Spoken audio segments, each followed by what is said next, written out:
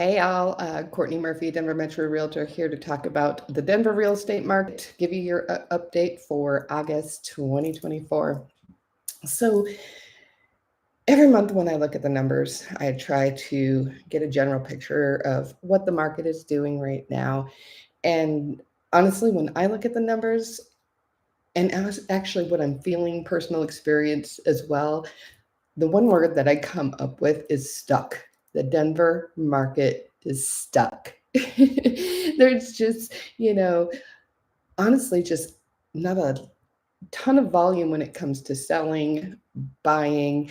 And, when I make um, my opinion about anything, whether it's the value of the home or what the market's doing, I like to kind of make my own judgments based on numbers and then go look at what other people are saying, what other experts are saying. So in this case, I looked at the numbers and I'm just like, oh, it's just stuck. And the interesting thing is, when I went out and started reading articles, that's what everybody is saying about the real estate market across the country. In fact, Bank of America um, recently in the last couple months said that the market is stuck, and it may be stuck until like 2026 at the earliest. So, very interesting. So, I want to talk about why that is, and then we'll look at the numbers. So, number one reason why the market is stuck is prices are high and interest is high. So, uh, you know, if you're a buyer, it doesn't sound like a very motivating time to say, "Let's go buy a house right now." And the prices really have not come down that much from the highs a couple years ago. They have come down a little bit, but not a whole lot. And as you know, interest rates have gone up quite a bit in the last couple of years. Um, why is that happening? Well, first of all, if you maybe you own a home and your interest rate is somewhere around 3%. It doesn't look very attractive to move, buy a new home, and get a new mortgage that's over 6%. So a lot of people that may have decided, um, if the circumstances were different, to buy a new home, are saying, no, let's just stay in our home and keep our low interest rate much more attractive. So, because so many sellers are just choosing to stay in their home instead of selling, it keeps our inventory low. So, as you know, supply and demand has a lot of effect on prices of anything. So, if the supply is low, prices are kept high. So, not a lot of product out there. Interest rates are high. Everybody's just kind of standing back for the moment. Um, my second reason the market is stuck, and this is more of a temporary stuck, is the election. The market usually does tend to slow before a presidential election. People are unsure of the future, who's going to be our next leader, what our policy is going to look like. And so a lot of times people hold off on making large financial decisions before a presidential election.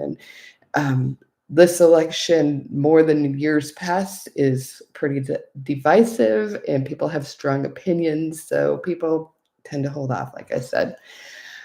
Third reason, and this is even more temporary than the election, is the fact that the Fed has made indications that interest rates will likely drop again in September. So, maybe if you are planning to buy a home, maybe you're holding off to just see if that happens, get a better rate.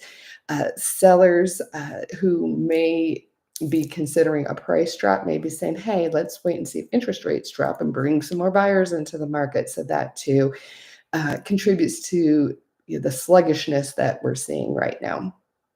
So, yeah, personal experience. Also want to talk about that, being a realtor. Back post-pandemic, I was so busy working, oftentimes 7 days a week for several years in a row. They're just busy, busy, busy. Phone always ringing, somebody's buying, somebody's selling. And I can tell you from experience, my business has dropped by, quite a bit. I'm probably doing about a quarter of the work that I was doing the last few years, so I can feel it myself. Um, Anywho, let's move into numbers. So the median sales price in the Denver area in the month of July came in at $600,000. This was down 0.17% from the prior month, which is actually this time of year. I usually see a higher percentage in drop in sales price just because of the seasonal drops that we see by this time. We're always already seeing seasonal drops, and this is actually lower than what I usually see.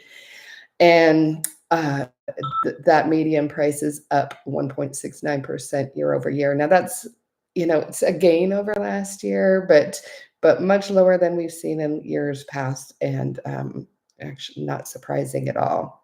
In fact, I would have expected the median sales price to go down instead of up, but like I said, that supply is just not there. So keeping those prices higher. Inventory, we had 10,584 homes on the market at the end of July. This was up 3.62% from the prior month, and up, where am I at here? 68.03% year over year.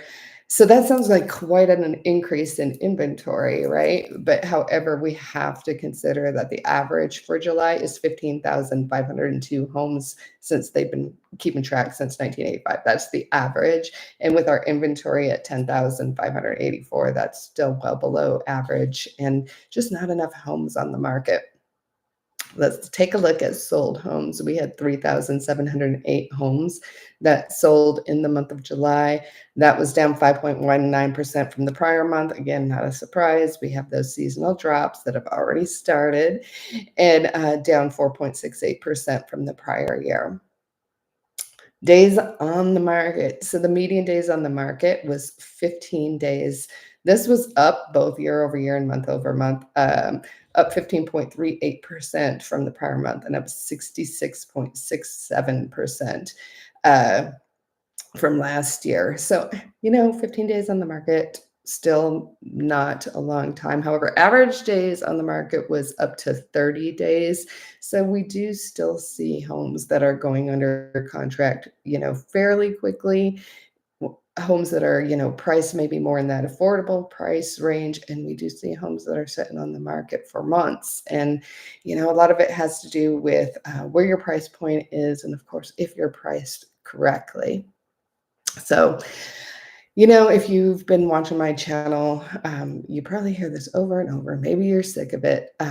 However, once again, I want to mention that if you're a home shopper and you want to maybe find a deal, I mean, everybody always wants to find a deal, but get a lower interest rate, maybe feel like you have a little bit more control when you're purchasing a home, and some more options, I do suggest looking at new built homes. Um, right now, the builders, they have a decent amount of inventory. And let me tell you, with the builders, everything's a business decision. It's not personal. Whereas, resale homes, a lot of sellers have their mind set on, I have to sell my house at this amount. They're not going to do price drops. They just can't. Home builders, on the other hand, if they have a house that's just sitting there and it's totally complete, they need to get it sold. It costs them money just to have it sitting there. So I have been seeing a good amount of deals on homes that are completed, ready to go, ready to be sold, offering great interest rate incentives. So if that's one of the things holding you back is the interest rates, you can get some great deals, great interest rate incentives through home builders right now, make you feel a little bit better about the home you're purchasing, that you're at least getting a good interest rate, get shopping some of those deals. So, I have a lot of contact with the builders, known who has what inventory, special incentives, especially on certain houses. I've seen some really good ones. So if this is something you want me to be watching for you, definitely reach out to me. So let me know what you're looking for, what you hope to find. And if something comes across my plate that fits what you're looking for, I can certainly let you know.